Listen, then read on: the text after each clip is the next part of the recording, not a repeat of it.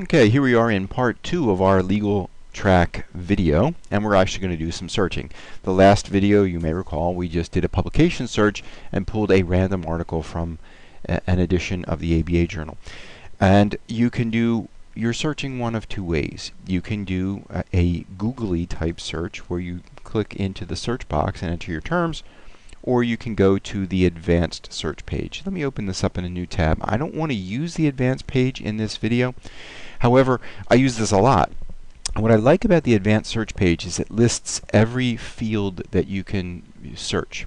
So for example, you could do a title search, and in the next box down in the second row could be an author search. So I want an article on cyber squatting, and the author's last name is Lipton, and whatever. And you can actually combine fields that way. All of the booleans are provided for you. You can switch off based on the pull down list. This makes boolean searching very easy and straightforward, because basically you're going from box to box to box, and you don't have to really be a master of Boolean searching. You just have to generally understand how it works, and this is very, very good. And I normally do use this, and I show this in class. However, given the the time constraints imposed on a video, I'm just going to do a googly type search, and you'll notice that the quick search box here shows you keyword, subject word, and publication title, and entire document. If you're starting out and you really don't know what's in the database, searching every document, the full text of it, for your term might be a bit overwhelming. Along with that, if you search by subject words, which are headings assigned by librarians, you may miss it entirely, because there might be a formal subject heading that for what you're looking for that you don't even know what it is, and you put in a keyword and it just doesn't work for you. So I generally would say keyword searching, which you're saying I'm looking for these types of terms, is the best way to go. Full text searching is overwhelming until you get the handle on it. And subject heading, unless you know how the subjects are arranged, you might miss stuff. Okay, hopefully that made sense to you. I am going to type in, again, another easy search. There's no reason for me to go nuts on a video and have a very complicated query. Just like with the publication search, they give me, a la Google, suggested queries, but I'm just going to go with your basic garden variety search for immigration. This allows me to get a bunch of hits, 7,200. Imagine if I searched the full text for immigration, I'd get way more than 7,000. But it allows me to use some of the limits on the right-hand side. For example, I want full text articles. I don't want abstracts. I don't want citations. So I click the full text box, and I drop down from 7,200 or almost 7,300 to just around 900. So you can see there's quite a few abstracts and so forth in the database. All right. Now there are other limits here. You can see there's just a few of them here, but I can even expand the list and look at all the types of documents. Okay. Let's say I'm interested in articles. That drops off another 100 or so. And you get the idea. I don't have to keep going with all of the particular limits. Now, in the previous video, I talked about there's a button for PDF, and if it's not present, then you only get the HTML text from via the title. This particular query does allow me to show you the PDF link, so let me open that in a new tab, and then while I'm at it, okay, open that in the reader. I'm going to let that perk in the background. Ooh, perked a lot faster than I thought it was going to perk. Let me go back to the browser. Let me just show you really quickly here.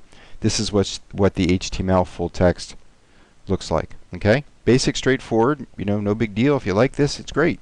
Okay, if you want to go with the Adobe Acrobat version, okay, this is an 8-page article. Here it is, and let's see, it is not indexed, so you can't copy and paste from the Adobe Acrobat version. So sometimes the HTML text may work better for you if you're trying to copy and paste a paragraph, for example, okay, and drop it into a document or whatever. Other things on the right-hand side.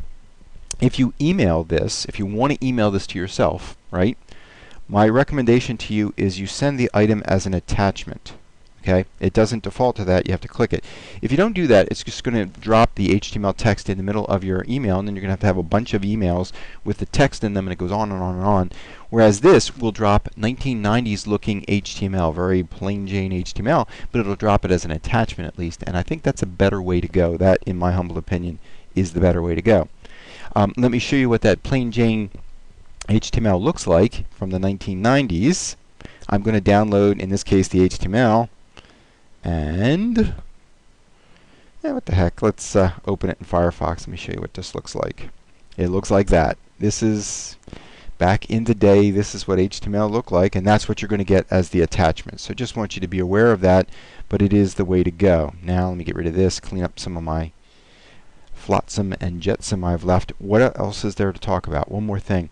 You can download an MP3 of this article if you wanted to listen to them on your phone or whatever. The only reason, the only caveat I would give you is, yeah, you get the text of the article and it's read to you, but it's read to you in a computer voice, and that can be a bit tiresome after a couple of minutes. I don't really like it. I wish there was a better voice, but it is very, very computer voice and not, you know, something that you have a great actor or actress reading it for you. You basically have the computer voice, but you can download that if you are interested. Okay, that's as much as I can cram into. Probably this whole video is going to be 12, 13, 14 minutes to show you about LegalTrac. There's much more that you could explore and play around with, but guess what? You can't break anything, and they're not going to charge you for playing around and trying to learn this. And most importantly, if you have any questions, email or call the Jenkins reference desk, and they will walk you through getting started with LegalTrac.